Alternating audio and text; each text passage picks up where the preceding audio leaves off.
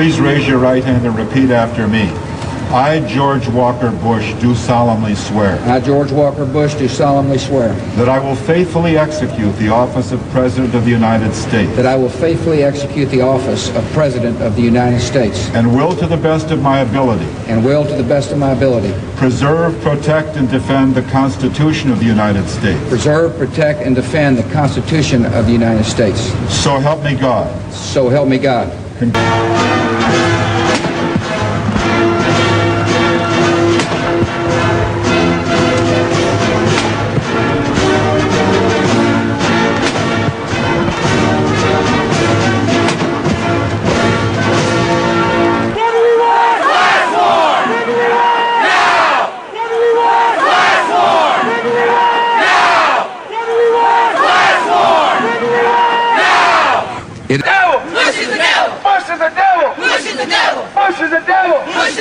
Got to unite under the leadership of the new Black Panther Party for self-defense, and we're going to put on our war armor, our war outfit, and get ready to fight. We know where George Bush comes from.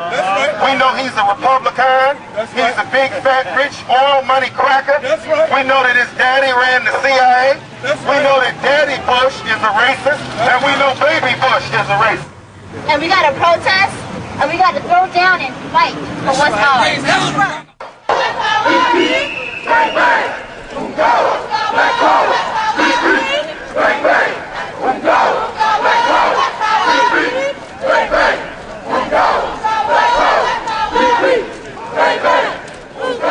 Some needs and hurts are so...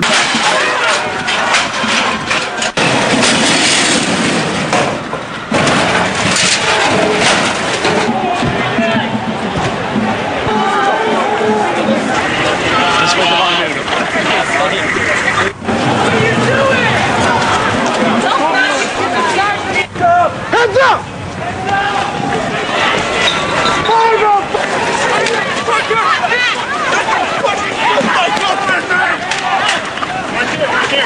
Shit. Jesus Christ.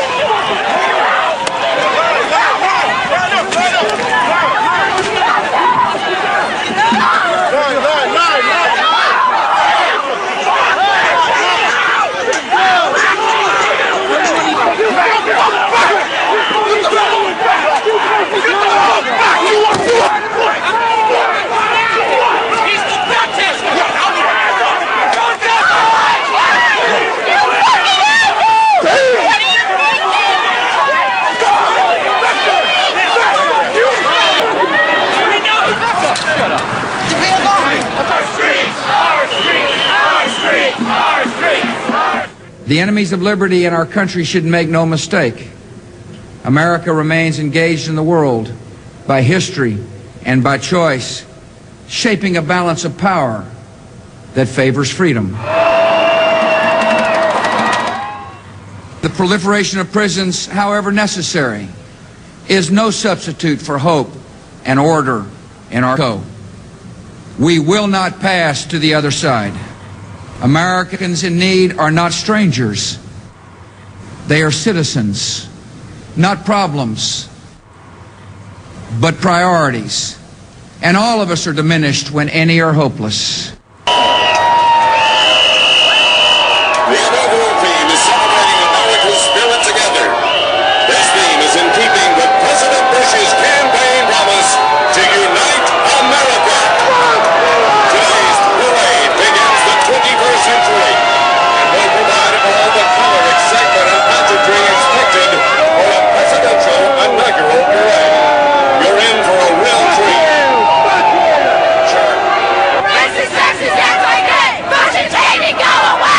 We will build our defenses beyond challenge, lest weakness invite challenge. We will defend our allies and our interests. We will show purpose without arrogance. We will meet aggression and bad faith with resolve and strength. This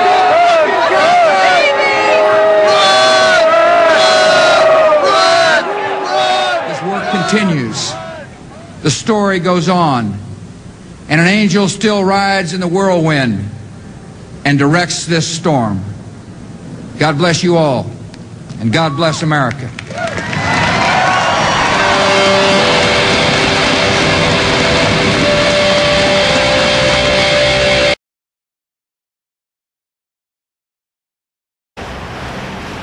In this manufacturing town in southern China, factories stand idle, roads are empty, and workers fret about their jobs. This man says his wages have dropped roughly by a third, from $150 a month. I cannot continue working like this, he says. It's not even enough to pay for my food. Growing discontent among laborers is creating a headache for China's policymakers. Only a year ago, the government introduced new laws to protect workers' rights as part of its campaign to prioritize human welfare after decades of speedy industrial growth. Now, activists say the global economic crisis is threatening to derail those efforts. The boss is seeing. The new rules, a milestone for the nation's workers, had aimed to improve job security. The laws made it tougher for bosses to dismiss staff and required companies to offer better pay and bigger severance. Manufacturers complained the regulations added to their already rising expenses. Thousands of factories went bust. The slowing world economy made rules, like allowing wage freezes. But activists fear authorities could go too far and risk undermining the nation's nascent rule of law as business leaders lobby to suspend the regulations. Because the rights being violated, obviously the government's legitimacy is being damaged. Legitimacy China needs to maintain social order at an unprecedented time of economic uncertainty.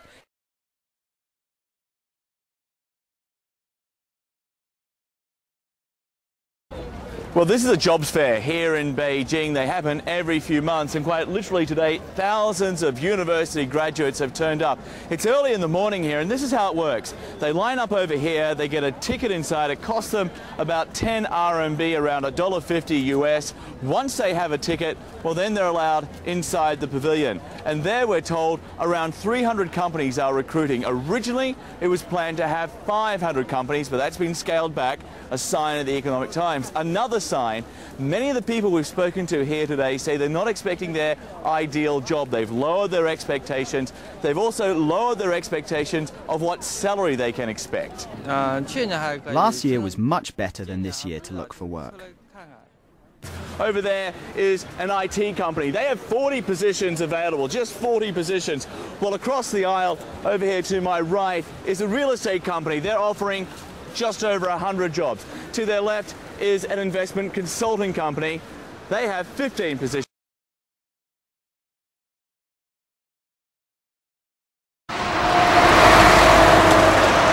On what was supposed to be a historic day, halting all Toyota assembly lines in Japan, the automaker announced late in the day to keep one line running. But that didn't stop the pain. This has never happened before, says assembly line worker Takuya Sato. He and tens of thousands of Toyota's workers are just trying to get through the day without thinking of what they're not doing. In Takayuki Yoshikawa's case, it's not working. I don't know what to do, he says.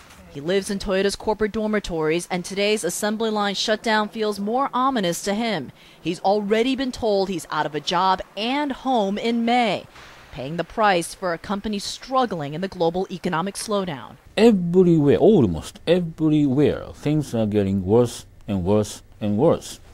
So under that kind of circumstance, we obviously have to control the cost and maybe try to shrink temporarily. Toyota hopes the temporary factory shutdowns, a total of 11 days spread out over the next 2 months, will save jobs in the long run. In a Toyota City, a one-industry town, has already seen a historic number of job cuts. Toyota City is now home not just to Toyota, but to the highest unemployment rate in Japan. Fired, says this unemployed worker, half of the people in my factory. Just a year ago, we felt secure in Toyota City, says Hiromi Mizuno. No one expected it would be this bad. Analysts say Toyota will revise its operating loss to an even... Een protestactie van ontslagen arbeiders voor de hoofdzetel van cameraproducent Canon in Tokio, waar deze morgen de algemene aandeelhoudersvergadering plaatsvond. Publieke acties zoals dit waren tot voor kort zeldzaam in Japan. Nu duiken ze steeds vaker op in het straatbeeld. Canon-groep schrapte sinds het uitbreken van de crisis in Japan duizenden banen, vooral van deze tijdelijke werknemers. In de schaduw van de wolkenkrabbers zijn de gevolgen van het sociaal drama in Japan duidelijk zichtbaar. Het is een fenomeen dat je steeds vaker ziet in parken in en rond Tokio. Ontslagen werknemers die nergens meer heen kunnen en hun heil zoeken in tentendorpen als dit. Het aantal daklozen zou sinds het uitbreken van de crisis in Japan verdubbeld zijn, tot 30.000. Een van hen is Kazuo Sato, tot voor kort aan de slag als interimarbeider bij Panasonic. 表向きはね、裏ではもう派遣みんなクビになってるから、ところ有名な会社もみんなそうでしょ。車もトヨタもみんな、トヨタもホンダもみんなクビだもん。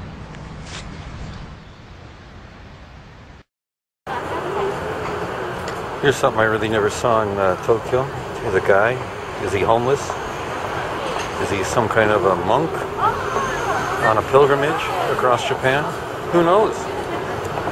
But he's standing there. He's got his bowl out. And he's begging for alms. This is right outside of Tenjin in downtown Fukuoka City.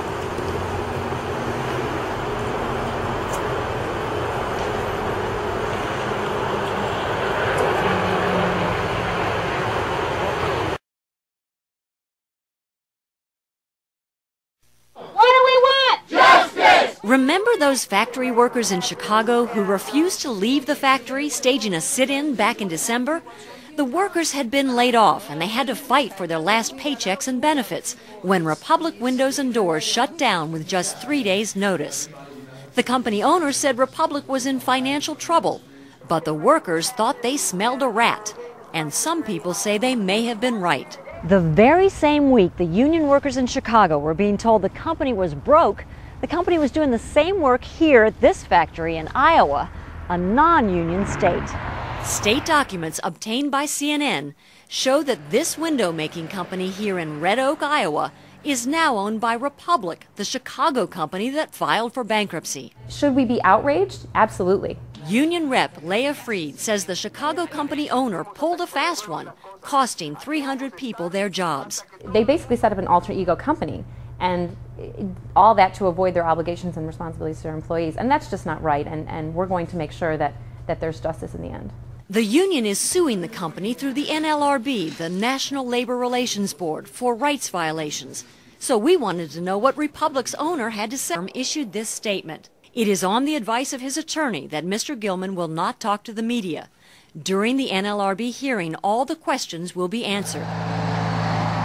Back in Iowa, the mayor of Red Oak welcomes the new employer. I think, as far as the community goes, they're all happy that at least the doors are still open, they're operational, and those 150 people still have their jobs. So even though 300 people have lost their jobs in Chicago. Well, I'm sorry for those, but I guess we had the same problem when one of our major factories, over 300 employees, closed and went to Mexico.